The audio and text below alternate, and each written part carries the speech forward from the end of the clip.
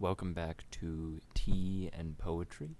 For today, I'd like to focus on poetry in psychological texts, particularly within William James's Psychology, the Briefer course, in the Harper Torch Books edition.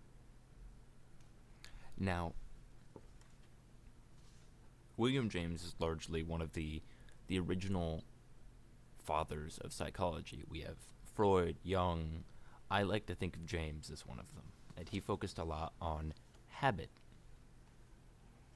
And a particular line that always stuck with me from him, which we see pretty early in his book, is it is evident that the whole activity of a lifetime might be confined to one or two deeds, that no progress could take place in development. A man might be occupied all day in dressing and undressing himself. The attitude of his body would absorb all his attention and energy. The washing of his hands or fastening of a button would be as difficult to him on each occasion as to the child on its first trial, and he would furthermore be completely exhausted by his exertions. Now, this is on the idea of forming a habit, the idea of doing something multiple times. And I feel like that's very poetic in itself, the way that he goes about explaining that. It puts it into perspective immediately. If it was just as hard to do the same thing every time, then there'd be no point in practice, and practice is simply forming a habit in a more abstract sense. We're forming a habituation of something that's more complicated. But to do that, we need to have the building blocks first. We can't build a sand castle with a singular grain of sand, but we can do it with hundreds and hundreds that we stack upon one another. And just as philosophy is ingrained in psychology, psychology, I believe, is largely ingrained in poetry. And that's such a simple way to put it. Now, that's the first example that I'd like to point out of that. But I'd also like to point out another one of his quotes, which is, "Habit diminishes the conscious attention with which acts are performed." It's very succinct, and it gets the point across to someone that's never even heard of this before. No one's ever thought about this abstract thought of habit. Yet, this description of it makes it so easy to understand. A habit makes everything else trivial. It is a simplification of all else. And, funnily enough, William James, as I learned, is the brother of a not-so-successful fiction author, Henry James. Now, it was in a book by Cecilia Watson on semicolons. Yes, make fun of me for it. I loved it. Great book. That I learned this, and she's going on about how he used semicolons in his work, and he changed his work, and it became so much less enjoyable to read after he took the critics' feedback. Now, that's just really funny to me that one of the most successful psychology authors and educators of all time had a less successful brother who is entirely rooted in literature. Yet someone that's point was not to write a book or to make a book bypasses him in every aspect. That's so sad. That's so sad. I did actually see a copy of Henry James's book, one of them, when I was in Michigan recently. They've got so many good bookstores in Michigan, and I laughed for a moment, because at that very same bookstore, they had a sellout of all of their Freudian pieces of literature, and then to see this guy's brother have his book not sold out, still there, probably never sold, actually. Very sad for him, also hilarious. Now, before I forget, today I am not drinking tea, actually. Don't crucify me for this. I'm drinking Orangina, which is my absolute favorite soda. It's imported from Canada and originates in Belgium. It's a citrus sort of soda. They call it a sparkling citrus beverage, but let me get the can opening sound in here. There we go. Absolutely delicious. Now, my shelves are filled with psychology books, obviously. And as that is the focus of this episode, we'll get into the next one here, which is The Psychology of Science, a Reconnaissance by Abraham H. Maslow. Now, this is a gateway edition, which means it's a particular part of it, much like Out of Your Mind by Alan Watts, which is excerpts from his speakings and his performances. It's not exactly a original book, but still. Let's open up to the page that I would like to focus on. Now, I quite like this right here, which is, to remain within the ongoing methodology would have forced him either to relinquish the problems about which he was curious or to give spurious definitions to his subject matter. Now you can see some rhyme used there, curious and spurious. Now spurious is to present something that is untruthful. It's not the real reason for something. And in psychology we would say, this is a spurious association. The association has nothing to do with what we see it as. It's just random. Unrelated. But the way that's put, as well as William James had done it, is just so comprehensive for me. Now, Maslow, of course, is associated with behaviorism, and while I will not be digging into it today, maybe another time, I do have About Behaviorism by B.F. Skinner on my shelf, which, great stuff, but Maslow was trained in behaviorism as well. And he was also trained in therapy and clinical psychology. Now, he came to question how limiting only entertaining one point of view could be, and in this sort of poetic line, he explains it so clearly. And the next quote they include is, "If the only tool you have is hammer, it is tempting to treat everything as if it were a nail." And the very next line is, "He was not interested in nails, and he refused to hang that label on the non-nail world he wished to understand."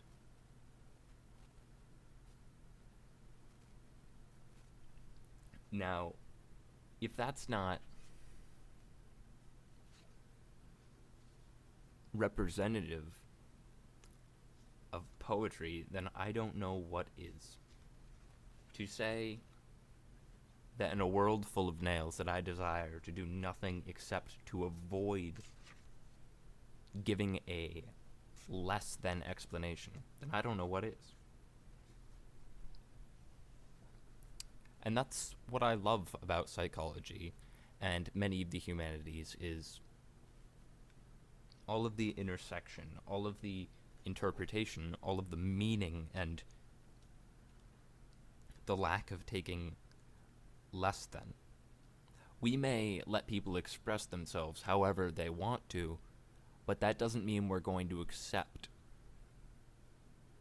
as though it were the second coming of Christ if it's bad.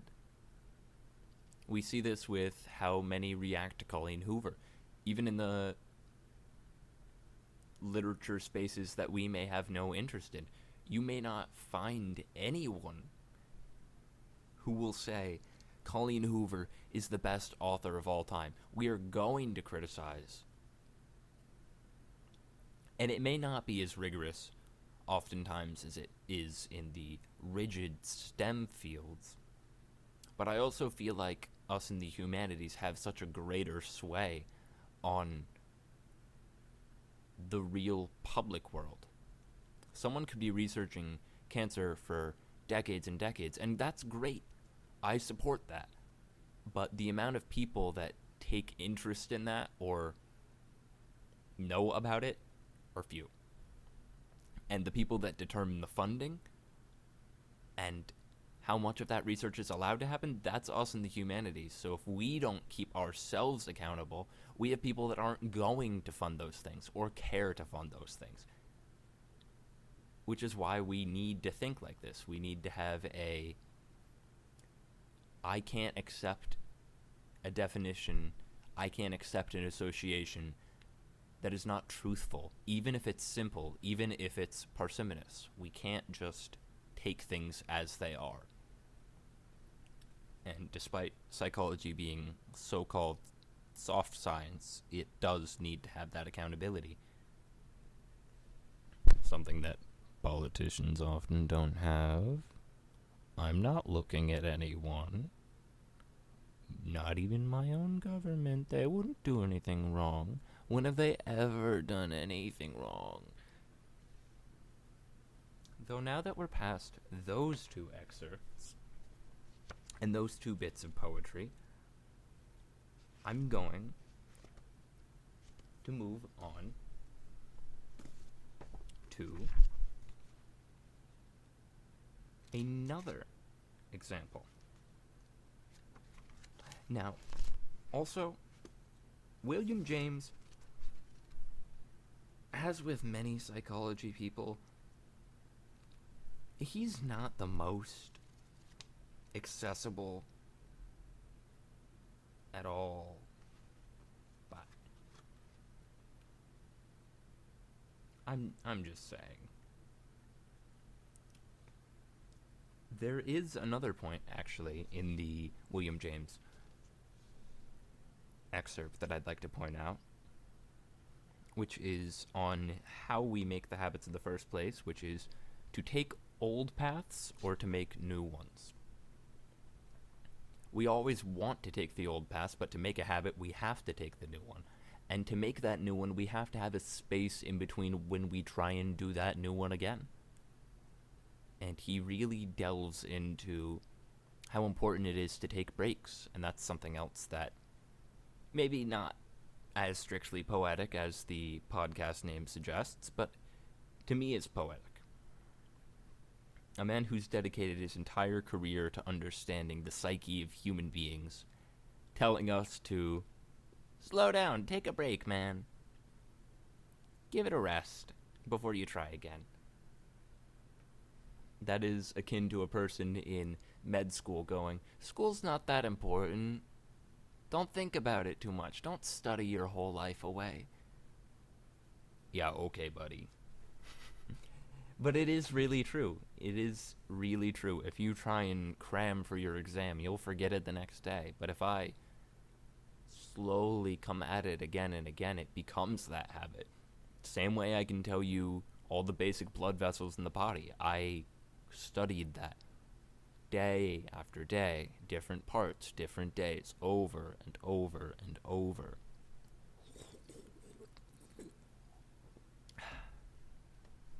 Now, before we wrap up here, we'll do another self-promotion. We will find a great one for you here.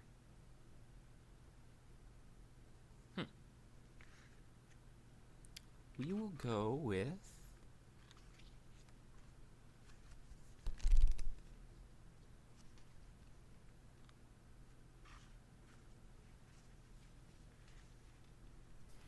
my book smells wonderful, by the way. I love the smell of ink on book pages. That might just be my own mental affliction, but I adore it. We'll go for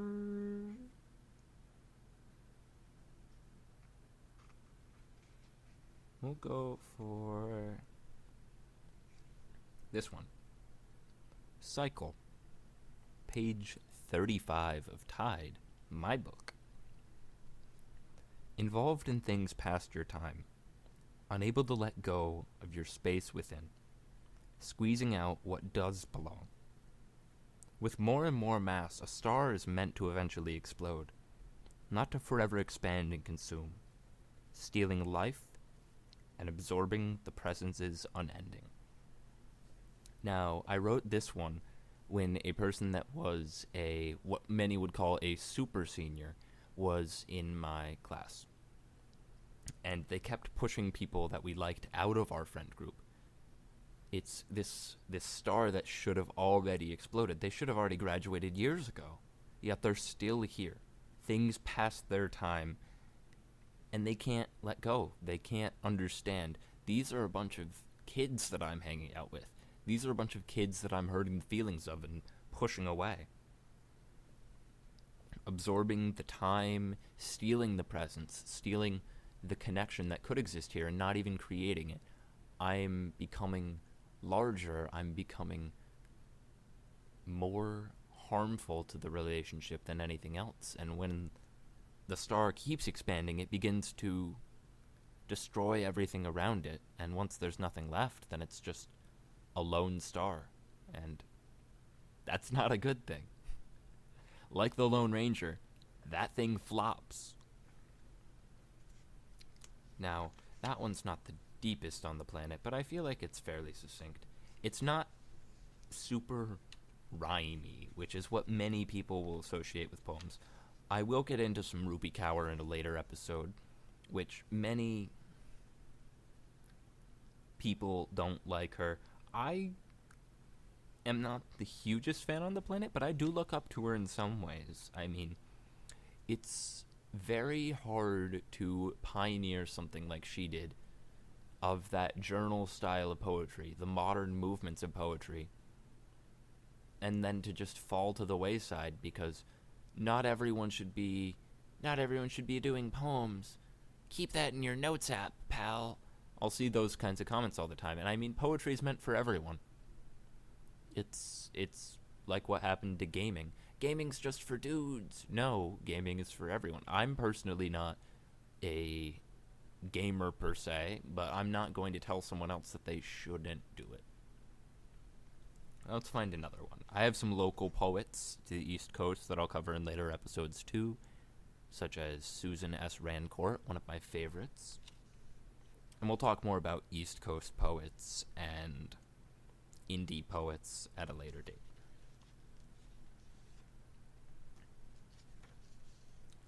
But what do I want to read from my last poem here? Let me find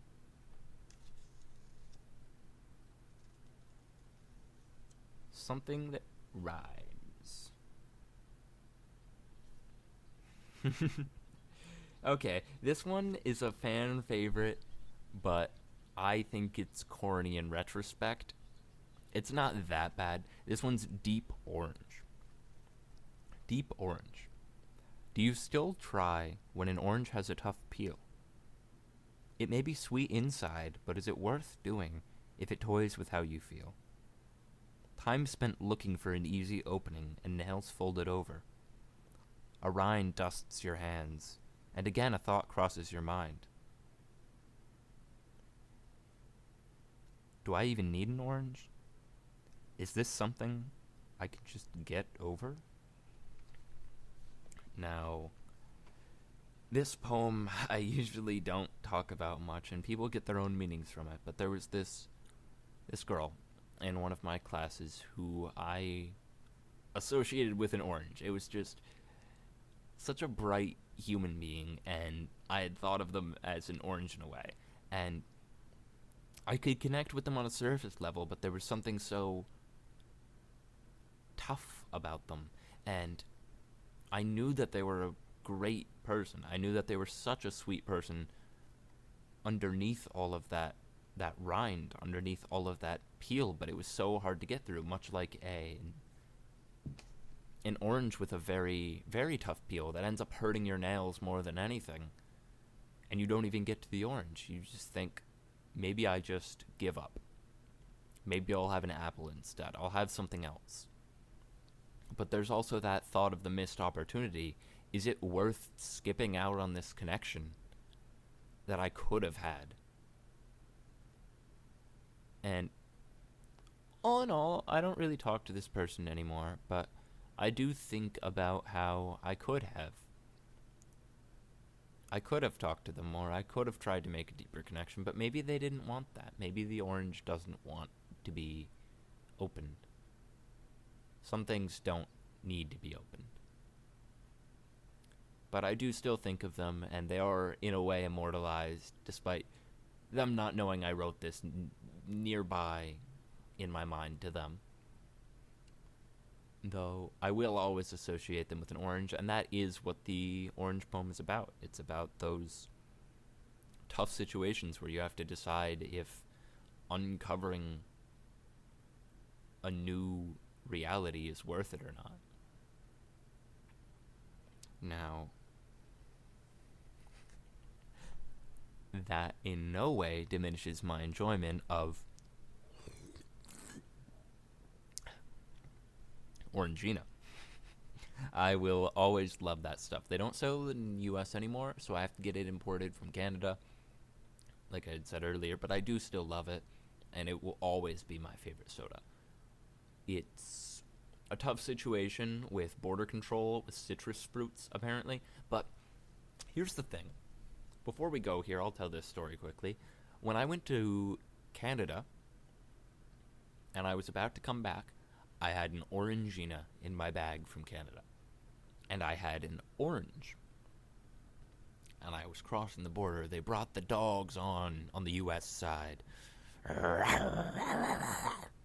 They're going to town. I had an AirPod still connected, so I was listening to music still. I forgot my phone in my bag in the other room.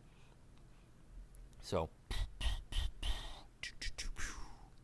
in my eardrums while I hear these dogs growling and barking in the other room, we return back to our seats. I was taking the train this time, and what?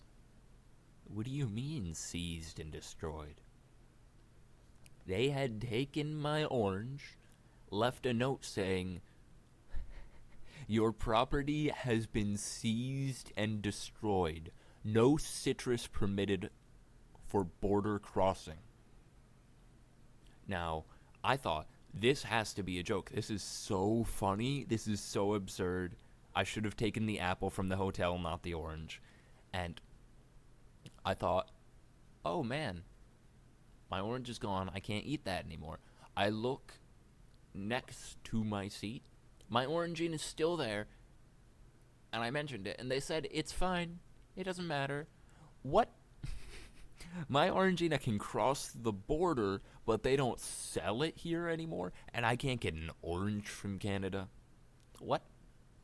It's top ingredients in Orangina: mandarin juice, grapefruit juice, lemon juice, orange pulp, mandarin pulp, orange peel extract.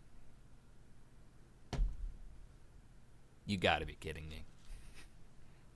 What I, in my somewhat scientific mind, perceive that as is it could possibly have to do with things that could be in the pores of the orange, and that's no longer a risk when it's in liquid form. But then that makes me wonder why Orangina, despite its good sales in the US, just disappeared. Something that I largely had grown up with and had always loved drinking was just gone.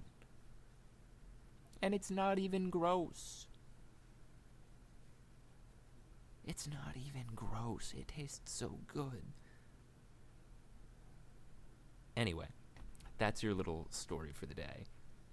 Next time we'll see if I get into more Eastern Coast poets or some Poetry.com poets. 2003 was one of my favorite years for Poetry.com poets, so I have that book on my shelf. It's a massive book, and I love it. So maybe we'll get into that next time, and then sometime in the future we'll do Rupi Kaur. Anyway, happy writing.